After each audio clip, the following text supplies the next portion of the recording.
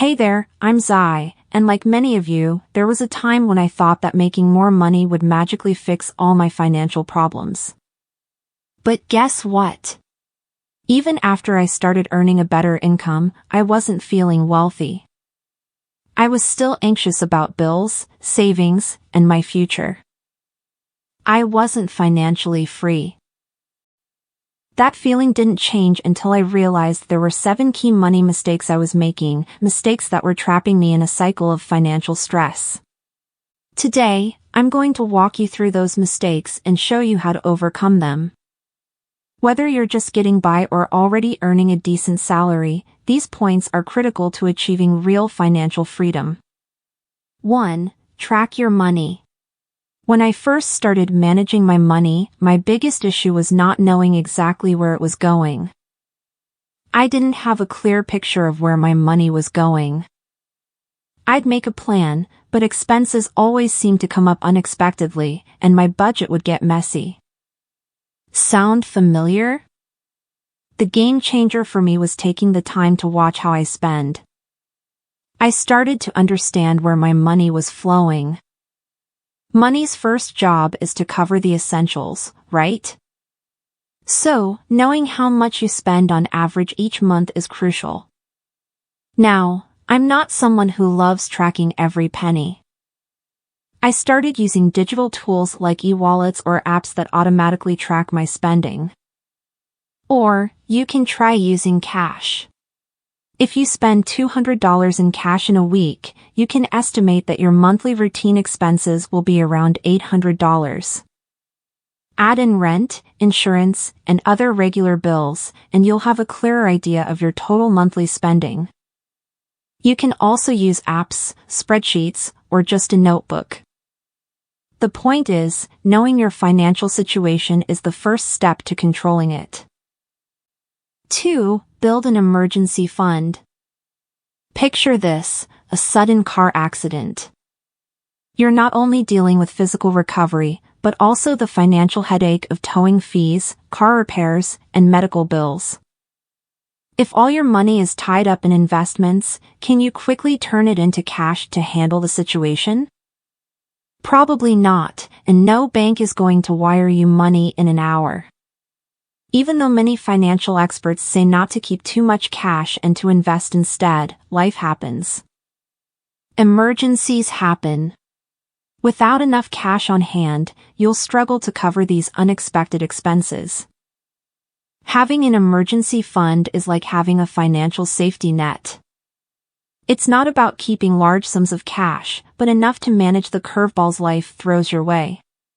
3. Pay off bad debt. Do you know the interest rate on your credit cards? The average rate is around 20%, and credit card companies can adjust it even higher. Once you get into credit card debt, you're stuck in a vicious cycle of high interest that's hard to escape. How's installment plans? They seem convenient, right? But here's the trap. Can you remember your largest purchase from 4 months ago? Can you calculate your average spending in just 3 seconds? Most people can't, and that's why installment plans are dangerous. You lose track of how much you're really spending.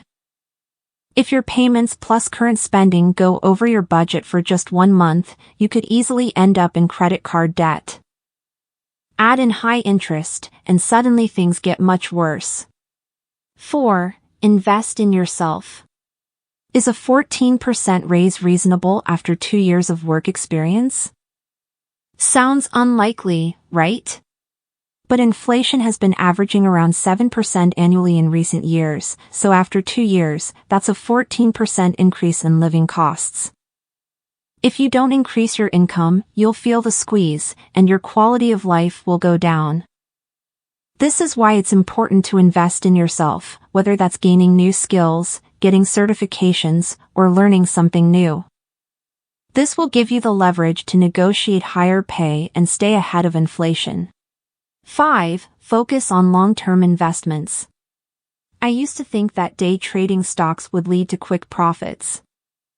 But after factoring in all the transaction fees, I realized I was barely making anything compared to the long-term growth I could have had with ETFs. Short-term trading was just wasting my time and adding stress. Let's take gold as an example. If you bought gold in 2019 and sold it in 2022, you would have seen a 35% return. But if you held on to it until 2024, your return would have been 70%. Missing out on that long-term growth feels like such a waste, right? The key to building real wealth is focusing on sustainable, long-term investments. 6. Use tax strategies. Taxes can be super complicated, but here's the thing, understanding how to reduce your tax burden can make a big difference. For example, contributing to tax-advantaged accounts like an IRA or 401k can lower your taxable income while helping you save for the future.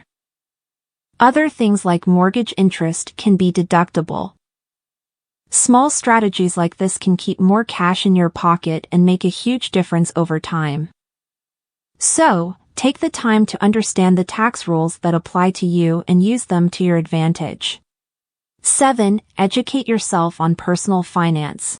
When I first started learning about personal finance, I realized it wasn't just about budgeting or simple math. I had to understand terms like interest rates, inflation, and net. These words pop up everywhere, and if you don't fully grasp what they mean, you'll struggle to make informed financial decisions.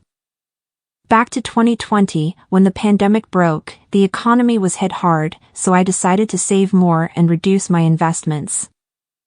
That extra cash gave me more flexibility to handle the uncertainty. But learning how to manage my finances took time. In the beginning, I was confused and overwhelmed, but the more I learned, the better decisions I made. Now, I can create solid strategies that work for me.